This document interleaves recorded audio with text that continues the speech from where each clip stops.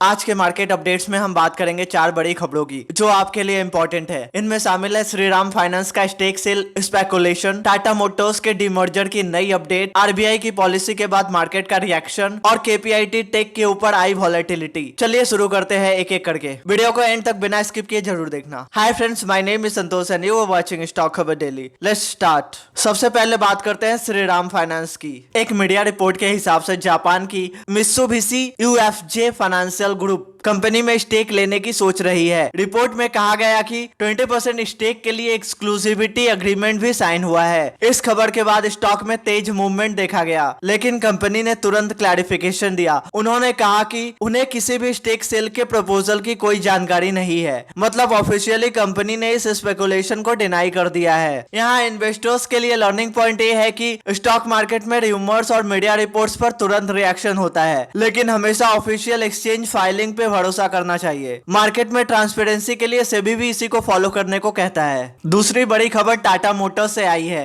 Company ने announce किया है कि अक्टूबर 14 को रिकॉर्ड डेट फिक्स की गई है अपने कमर्शियल व्हीकल बिजनेस के डिमर्जर के लिए। इस डिमर्जर के बाद दो अलग अलग लिस्टेड एंटिटीज बनेगी, एक पैसेंजर व्हीकल बिजनेस और एक commercial vehicle business. Commercial vehicle arm का नाम होगा टाटा मोटर्स लिमिटेड और पैसेंजर व्हीकल आर्म का नाम होगा Tata Motors passenger vehicles limited. Investor के लिए यहाँ लर्निंग ये है कि डिमर्जर से कंपनीज अपने अलग बिजनेस सेगमेंट्स पर ज्यादा फोकस कर पाती है। ये एक वैल्यू अनलॉकिंग का तरीका होता है जिससे long term growth opportunities better समझ आती है। तीसरी बड़ी खबर आरबीआई पॉलिसी से जुड़ी है। आरबीआई ने रेपो रेट को चेंज नहीं किया, स्टैंस भी न्यूट्रल रखा गया है, लेकिन जीडीपी ग्रोथ फोरकास्ट को थोड़ा ऊपर रिवाइज किया गया और इन्फ्लेशन का आउटलुक नीचे किया गया। पॉलिसी के बाद बैंकिंग और फाइनेंशियल स्टॉक्स में रैली देखने को मिली और मार्केट ने अपनी लूजिंग स्ट्रिक तोड़ दी। इस न्यूज का लर्निंग एंगल यह है कि आरबीआई के पॉलिसी डिसीजंस डायरेक्टली मार्केट में सेंटीमेंट को इंपैक्ट करते हैं। अगर ग्रोथ और इन्फ्लेशन के आउटलुक में पॉजिटिव चेंज होता है तो इन्वेस्टर का कॉन्फिडेंस बढ़ता है और बुल्स को मोमेंटम मिलता है। आखिरी खबर केपीआईटी टेक से है। पिछले दिन स्टॉक में एक बड़ा गिरावट आई थी जिसका रीजन एक इंडिविजुअल इन्वेस्टर का स्टेक सेल माना जा रहा है। मैनेजमेंट ने तुरंत क्लैरिफिकेशन दिया कि उनकी गाइडेंस या फाइनेंशियल आउटलुक में कोई बदलाव नहीं है। इसके बाद स्टॉक में रिकवरी देखने को मिली। ब्रोकरेजेस का कहना है कि कंपनी के फंडामेंटल्स अभी भी स्ट्रांग है और उनका फोकस अपने मोबिलिटी और टेक्नोलॉजी बिजनेस पर बना हुआ है। इन्वेस्टर के लिए यहाँ सीखने वाली बात यह है कि कभी कभी स्टॉक प्राइस गिरावट का रीजन कंपनी के बिजनेस से डायरेक्टली रिलेटेड नहीं होता। Rumours, block deals